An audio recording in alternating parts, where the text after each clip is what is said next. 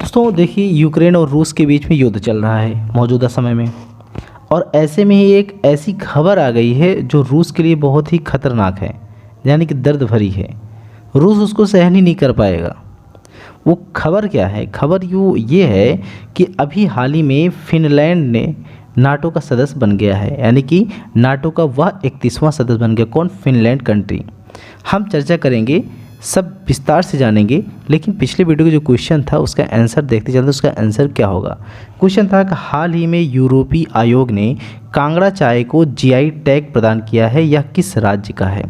इसमें 4 ऑप्शन दिए गए हैं। हिमाचल प्रदेश इसका सही आंसर हो जाएगा। तो इसमें हिमाचल प्रदेश तो है नहीं, इसलिए इसका आंसर जो हो जाएगा ऑप्शन डी सही हो जाएगा।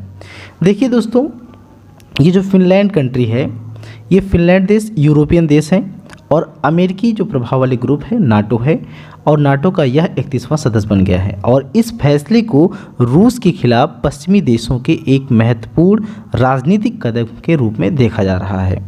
नाटो के इस फैसले को इसलिए महत्वपूर्ण माना जा रहा है क्योंकि फिनलैंड रूस का एक पड़ोसी देश है, जो रूस के साथ लगभग कितना 1300 किलोमीटर का जो है बाउंड्री टच करता है, यानी कि सीमा साझा करता है।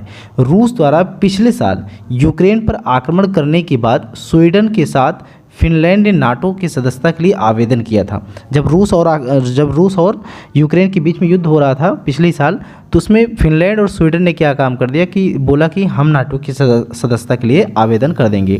तो उधर नाटो की सदस्यता के लिए आवेदन कर दिया, तो वो फिनलैंड के लिए अब जाके पूरा हुआ। तो नाटो ने फिनलैंड को एंट्री के बाद नाटो देशों की पकड़ रूस की सीमा तक पहुंच गई है। अब जैसे ये 1300 बाउंड्री टच कर रहा है, तो जो नाटो के जो नाटोज मेंबर हैं, तो भाई नाटो का तो अब रसिया तक तो पहुंच ही गया है। तो फिनलैंड अपनी भविष्य की चिंताओं के तहत यह फैसला लिया है। फिनलैंड के नाटो में शामिल हो जाने से नाटो का नेटवर्क भी बढ़ता जा रहा है, और इस फैसले को नाटो देशों के शक्ति विस्तार के रूप में भी देखा जा रहा है। फिनलैंड की सदस्यता के लिए नाटो के सभी देशों की सहमति जरूरी थी, यानी कि जो उस समय फिनलैंड को छोड़कर मौजूदा समय में उस समय 30 कंट्री थे, तो 300 देशों की सहमति बहुत ज़रूरी थी। तो अभी पिछले ही हफ्ते नाटो के जो सदस्य देश हैं उसमें तुर्की और हंगरी भी शामिल है, फिनलैंड के नाटो सदस्यता के रूप में मान्यता दे दिया है। तो इस तरह देखा जाए तो जो नाटो के सदस्य के रूप में यह 31वां सदस्य बन गया फिनलैंड कंट्री। तो फिनलैंड की सदस्यता 1 साल के अंदर पूरी हो गई है, जिसे इतिहास में सबसे कम समय में पूरी गई सदस्यता प्रक्रिया माना जा रहा है। अब भाई रूस के जो व्लादिमीर पुतिन हैं उनके लिए बहुत तगड़ा झटका है। वो झटका क्या है कि नाटो के इस फैसले से रूसी राष्ट्रपति हैं व्लादिमीर पुतिन, एक तगड़ा झटका लग गया है। रूस अपनी सीमा पर नाटो की पहुंच को रोकने की हमेशा से कोशिश करता रहा है। रूस यूक्रेन युद्ध के पीछे भी यही वजह है। फिनलैंड को नाटो सदस्यता के साथ हेलसिंकी दशकों को आधिकारिक गुट निरपेक्षता को समाप्त कर दिया गया है। इसके मायने भी देख लेते हैं, इसके क्या मायने हो सकते हैं। नाटो देशों के साथ या फिर नाटो देशों के इस फैसले ने निश्चित रूप से रूस को बहुत बड़ा और तगड़ा झटका दे दिया है। जहां एक ओर रूस अभी यूक्रेन से युद्ध लड़ रहा है, तो वहीं दूसरी ओर नाटो की बढ़ती शक्ति रूसी राष्ट्रपति को परेशान करने वाली है। रूस किसी भी कीमत पर अपनी सीमाओं पर नाटो के प्रभाव को नहीं देखना चाहता है। रूस ने फिनलैंड और स्वीडन को नाटो में शामिल होने के खिलाफ चेतावनी देते हुए कहा कि यह एक गलत कदम होगा।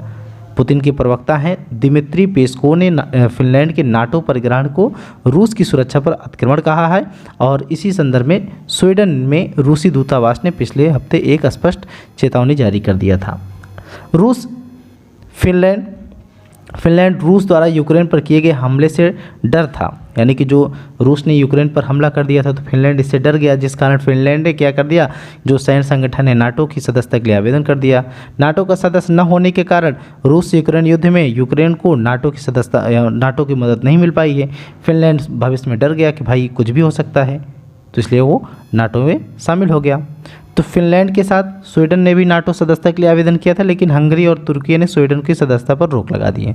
तो किसी भी देश को नाटो में शामिल होने के लिए क्या करना पड़ता है, तो सभी जो देश होते हैं उनकी सहमति क्या होती है, उनकी सहमति बहुत ही ज़रूरी होती है। अब हम बात कर लेते हैं जो नाटो है, नाटो के बारे में समझ लेते हैं। नाटो का फुल फॉर्म है नॉर्थ अटलांटिक ट्रीटी ऑर्गेनाइजेशन, इसको हिंदी में कहते हैं उत्तर अटलांटिक संधि संगठन। यह एक सैन्य संगठन है। इसकी स्थापना 4 अप्रैल 1949 को हुई थी। इसका जो हेडक्वार्टर है वो ब्रुसेल्स में और बेल्जियम में है। वर्तमान में इसमें टोटल 31 सदस्य हैं, यानी कि सदस्य राष्ट्र हैं या सदस्य देश हैं, जिसमें फिनलैंड अभी हाल ही में बना। इसकी आधिकारिक भाषा 2 है, इंग्लिश और फ्रांसीसी भाषा है। अब हम बात कर लेते हैं फिनलैंड पे भी। फिनलैंड थोड़ा बहुत चर्चा कर लेते हैं, क्योंकि फिनलैंड का जो एरिया है वो काफ़ी इम्पोर्टेंस रखता है। तो फिनलैंड क्या है? फिनलैंड एक यूरोपीय देश है, ठीक है। अब इसके जो बाउंड्री टच करते हैं, इसके जो बाउंड्री नॉर्थ में यानी कि उत्तर में देखते हैं आप, थोड़ा सा देख रहे होंगे नॉर्वे टच कर रहा है, और जो पश्चिम में देख रहे होंगे, पश्चिम में स्वीडन टच कर रहा है, और पूरब में देखिए रसिया टच कर रहा है। तो पूरब में जो रसिया टच कर रहा है, कितना किलोमीटर की बॉडी टच कर रहा है? 1300 किलोमीटर। और अगर आप दक्षिण में आते हैं तो दक्षिण में देखिए बाल्टिक सी है, या फिर गल्फ ऑफ फिनलैंड कह सकते हैं वहाँ पे, लेकिन ये पूरा बाल्टिक सी है, बाल्टिक सागर है। इसकी राजधानी क्या है? राजधानी हेलसिंकी है। और मौजूदा समय में जो प्रधानमंत्री हैं सना मरीन है, और उनकी जो भाषा है वो फिनिश और स्वीडिश 2 भाषाएं हैं। तो आइए आज का हम क्वेश्चन देख लेते हैं। जो क्वेश्चन होगा, क्वेश्चन ये है कि निम्न में से कौन सा देश फिनलैंड से सीमा नहीं बनाता है? 4 ऑप्शन दिए गए हैं, रूस है, स्वीडन है, नॉर्वे है, पोलैंड है। इसका सही आंसर आप लोगों को कमेंट में देना है। आप लोग कमेंट नहीं करते हैं, आप लोग पूरा वीडियो भी नहीं देखते हैं, तो कृपया करके आप लोग कमेंट भी दीजिए, और आप लोग आंसर देने की कोशिश कीजिए। अपने दोस्तों के साथ वीडियो को शेयर भी ज़रूर कीजिए, ताकि और भी वीडियो इसी तरह बनता रहे और आप लोगों के समक्ष आता रहे।